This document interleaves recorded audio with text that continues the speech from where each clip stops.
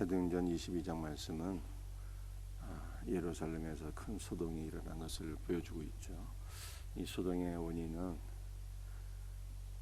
아시아로부터 온 많은 사람들이 바울을 모함했기 때문이었습니다. 바울이 율법을 부정하고 하나님의 성전을 더럽혔다라고 하는 모함을 하게 되니 사람들, 유대인들에게서 막 소동이 일어나게 되고, 그래서 많은 사람들이 몰려들게 되는데, 바울이 예루살렘에서 몰려든 많은 사람들에게 또 자기 자신을 변호하는 것이 오늘 사도행전 22장 말씀이에요. 바울이 뭐라고 자기 자신을 변호하게 됩니까? 자신은 길리기아 다소성의 사람으로서 가말리알 문화에서 율법으로 엄하게 교훈을 받아서 율법을 존중하는 사람이지 율법을 부정하는 사람이 결코 아니었다 라고 하는 것을 얘기하고 있어요. 단지 문제가 되는 것은 나는 이스라엘의 소망이신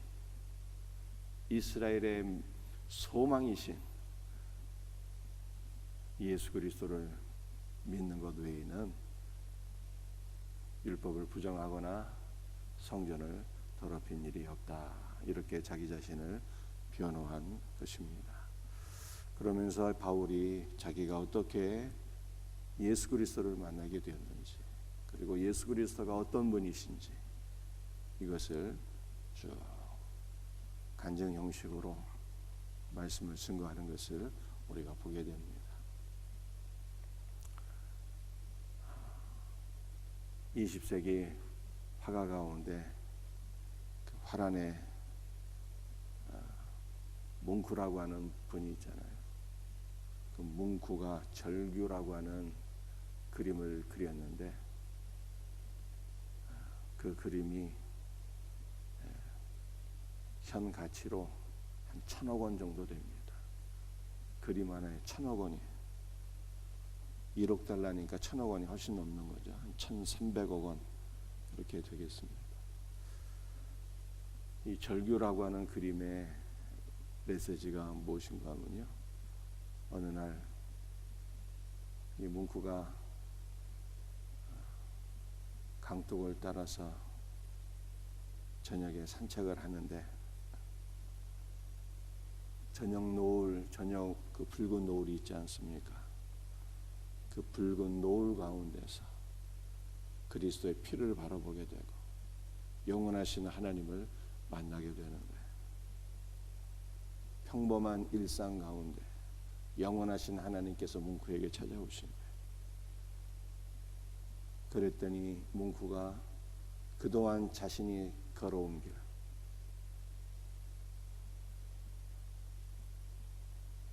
돈 벌고 부귀영화를 위해서, 성공과 야망을 위해서 살아온 모든 것이 무가치한 것을, 허무한 것임을 느끼게 되고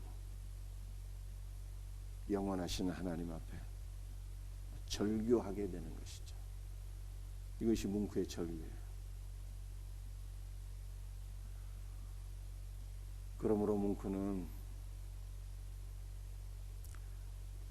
우리들에게 무엇을 말씀하고 있는 것입니까? 현대인들은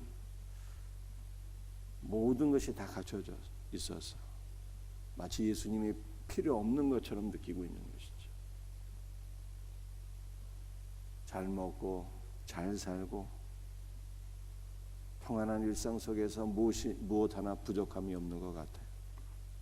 그러나 어느 날 초월하신 하나님, 영원하신 하나님이 우리의 일상 가운데 찾아오시게 될 때 우리는 절규할 수밖에 없고, 그러므로 우리는 무엇을 예비하며 무엇을 바라보며 살아야 된다는 것입니까? 영원하신 하나님, 그분을 만나고 그분 앞에 설 준비를 하며 살아야 된다는 거예요. 바울이 그랬습니다.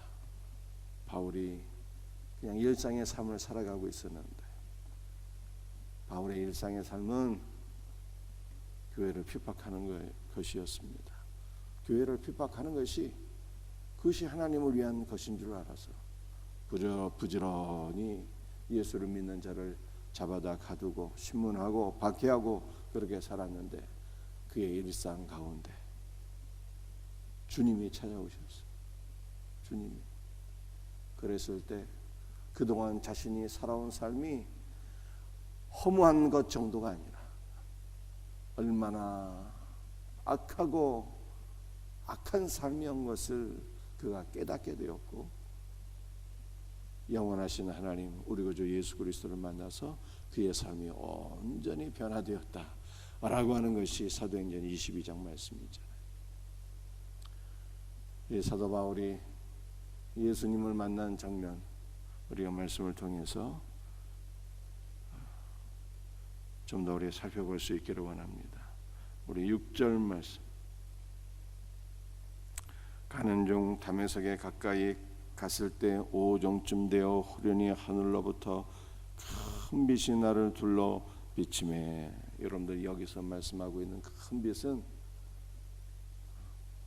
어떤 자연적인 빛이 아니라 영적인 빛이요 생명의 빛 대신 세상의 빛이신 예수님, 나는 세상의 빛이라 말씀하셨어요. 우리 예수님은 세상을 환하게 비치는 모든 어둠을 물리치고 우리들에게 생명을 주시는 생명의 빛이신 예수님이에요. 생명의 빛 되신 예수님께서 우리 가운데 임재하실 때 모든 흑암의 권세를 물러가고 그리스도의 영적 생명이 우리에게 임하면 우리의 영이 회복되는 것입니다.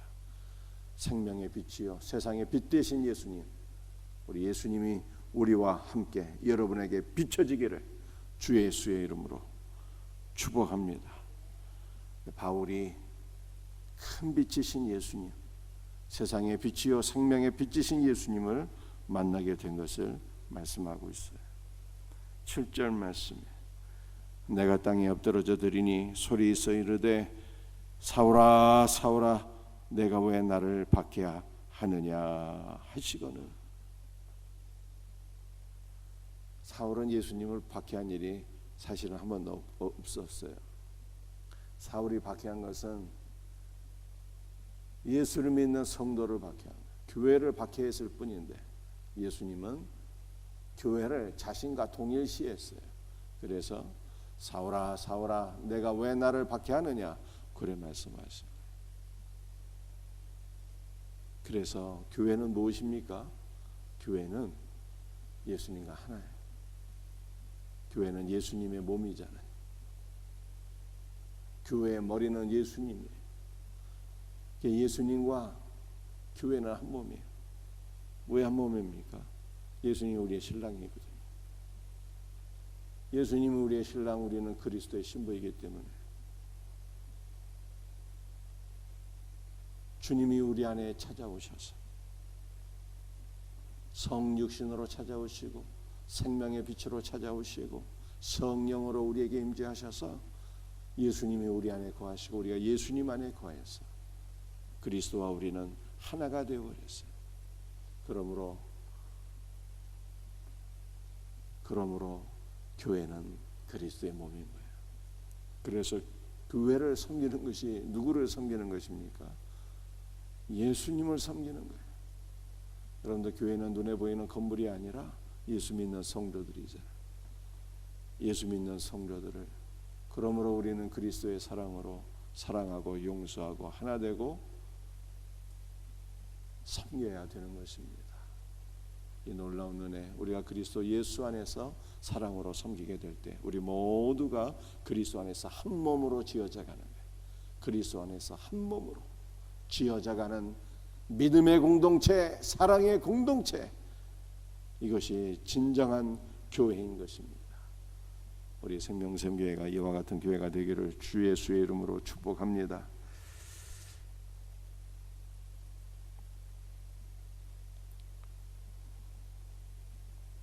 9절 이하 한번 읽어보겠습니다. 나와 함께 있는 사람들이 8절 읽어야 되겠네요. 내가 대답하되 주님 누구시니까 하니 이르시되 나는 내가 박해하는 나사렛 예수라 하시더라. 아멘. 사울이 깜짝 놀랐어요. 하늘에서부터 막 큰 빛이 비치고 사울아 사울아 내가 왜 나를 박해하느냐 라고 말씀하시니 사울이 깜짝 놀라서 질문했어요. 주여 누구십니까? 그랬더니 예수님 말씀하시기를 나는 나사렛 예수라. 나는 내가 박해하는 나사렛 예수라. 그렇게 말씀하셨어요. 그런데 여기서 우리가 한 가지 주목할 것은 그냥 예수라 말씀하지 아니하시고요, 나사렛 예수라 그렇게 말씀하셨다는 게 나사렛 예수. 여러분들 이 나사렛이라고 하는 단어는 그 당시 많은 사람들이 무시하던 그런 단어예요. 왜냐하면 나사렛은 저 갈릴리 이 어촌 마을, 우리로 말하게 되면 저 강원도 산골 깡촌 뭐 그러한 의미이기 때문에 절대로 좋은 의미가 아니죠. 무시하는 그러한 의미가 있어요. 그런데 이 나사렛이라고 하는 것은 원어적인 의미에서 보게 되면 넷제르라고 하는 단어에서 나왔어요. 나사렛 넷제르 비슷하잖아요. 넷제르라고 하는 단어에서 나왔는데 이 넷제르는 이사야 11장 1절에 기록된 말씀입니다. 이사야 11장 1절 어떤 말씀입니까? 이 새 줄기에서 한 싹이 날며 한 싹이 나며 그 한 싹이 바로 넷제르예요. 넷제르. 그러니까 이스라엘의 소망이신 이스라엘의 메시아는 어디서 태어나신다는 거예요? 이 새 줄기에서. 이 새 줄기에서. 여러분들 이 새는 다윗의 아버지잖아요.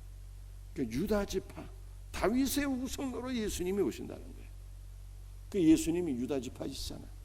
그러므로 예수님께서 사울에게 자기 자신을 말씀하시는데 뭐라고 말씀하십니까? 나는 너를 비롯하여 이스라엘 모든 백성들이 소망하고 소망하는 이스라엘의 메시아다. 구약 성경에서 말씀하고 있는 이스라엘의 소망, 이스라엘의 구원자가 바로 나다라고 예수님께서 말씀하신 거예요. 그러니까 사울이 그냥 깜짝 놀라서 뒤집어지는 거죠. 예수는 분명히 이단의 계소를 안에서 지옥에 떨어진 줄 알았는데 그분이 하늘에서 말씀하고 계시고 큰 빛으로 생명의 빛으로 자기에게 임재하시고 그리고 말씀하시기를 나는 이새의 후손 다윗의 후손으로서 이스라엘 소망인 메시아다라고 말씀하실 때 다윗이 뒤집어지게 되는 거예요. 사랑하는 성도들이요, 여러분들은 예수님이 누구라고 생각하고 계십니까? 예수님은 생명의 빛 대신 예수님, 그분을 만나야 사는 거예요. 예수님은 바로 성경에서 예언하고 있는 이스라엘의 소망이요, 온 인류의 소망이신 메시아 그리스도. 이 메시아가 그리스도랑 똑같은 말이잖아요. 우리의 그리스도, 우리의 구원자, 그분이 바로 예수님이에요. 그러므로 성경에서 말씀하고 있는 구원자는 오직 예수님 한 분이시기 때문에 예수님 외에는 구원이 없는 거예요. 예수님 외에는 구원이 없는 거예요. 성경이 그분만이 메시아라고 그리스도라고 말씀하고 있기 때문에 초대교회 복음이 무엇입니까? 오직 예수만 그리스도라.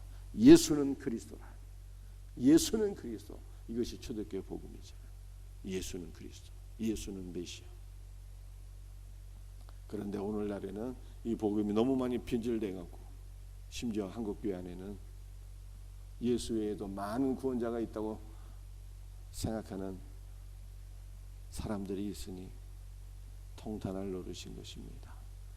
오늘 우리는 성경 말씀을 통해서 오직 예수는 그리스도라고 하는, 오직 예수님만 그리스도라고 하는 이 믿음을 갖고 살 수 있기를 주 예수의 이름으로 축복합니다. 오늘 마지막 성경 구절 함께 읽겠습니다. 10절 말씀이요. 내가 이르되 주님 무엇을 하리이까? 주께서 이르시되 일어나 다메섹으로 돌아가라. 내가 해야 될 모든 것을 거기서 누가 이르리라 하시거늘. 여러분들 참으로 복된 말씀이에요. 사울이 다메섹으로 가는 길이어서 그렇지 않아도 다메섹으로 가는 길이었는데 예수님 만났잖아요. 근데 다메섹으로 가는 길이었는데 무슨 목적으로 가려고 그랬어요? 교회를 핍박하기 위해서, 예수 믿는 사람들 잡아 가두기 위해서 가는 길이었어요. 그러다가 예수님 만났는데 예수님이 다메섹으로 가라고 말씀하셨어요. 그런데 다메섹으로 가는 길에 목적이 바뀌어졌다 이 뜻이에요. 처음에는 핍박하기 위해서, 두 번째는 앞으로 내가 무엇을 해야 될지 너에게 이를 자가 거기 있을 것이다. 새로운 사명을 받기 위해서, 새로운 사명을 위해서 가게 되었어요. 거기서 하나니아를 만나게 되었고 안수를 받게 되었고 그 즉시 사울은 변화되었는데 사울이 무엇을 증거했습니까? 다메섹에서 만난 예수님, 다메섹 도상에서 만난 예수님, 생명의 빛이신 예수님, 이스라엘의 소망이신 예수님, 온 인류의 그리스도가 되시는 예수님, 그 예수님을 증거하는 삶으로 바울의 삶의 목적이 바뀐 거예요. 그래서 사랑하는 성도들이여, 저와 여러분은 구원받은 자입니까? 어떻게 알 수 있을까요? 저와 여러분이 구원받았다는 것을 어떻게 알 수 있습니까? 그것은 우리의 삶에서 입증이 되어야 돼요. 입증이. 어떻게 입증이 되어야 될까요? 내가 구원받았느냐 못 받았느냐, 우리는 믿음으로 구원받는데 그러나 우리의 삶에서 그것이 입증이 되어야 된다니까. 입증이. 어떻게 입증이 될 수 있을까요? 바울은 그가 구원받은 것이 입증이 되었어요. 무엇으로 입증이 되었습니까? 삶의 목적이 바뀌신 거예요. 목적이. 여러분들, 우리의 삶이 한 번에 뒤바뀌지는 않습니다. 그러나 예수님 만나게 되면요, 삶의 목적이 단번에 바뀌어요. 진실로 바뀝니다. 전에는 나의 야망을 위해서 사는 사람들이 그 문구에 절규잖아요. 야망을 위해 살다가 영원한 하나님을 만나게 되니까 절규하게 되는 거예요. 그리고 바뀌는 거예요. 영원하신 하나님을 위한 삶으로 바뀌는 거예요.